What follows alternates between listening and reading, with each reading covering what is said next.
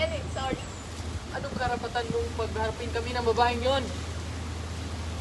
Akala ko makakatulong sa'yo. Sa akin? Narinig ko kayo ng tatay mo.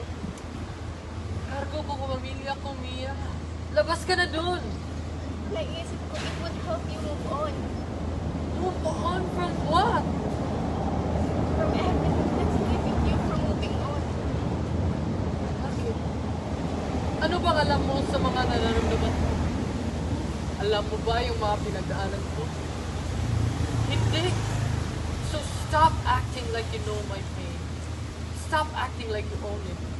Na pwede mo sabihin sa akin kung kailan ako mag-move on.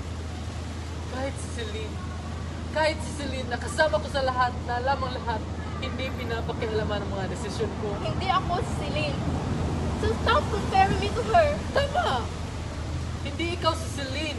And you will never be Celine. Celine is dead. Hindi na siya babalik, Ellie. Pero hanggang ngayon, umaarte ka pa rin na para nandito siya. Nandito siya. Dahil nandito siya. Kung nandun siya, nasan ako? Anong lugar namin magagpo sa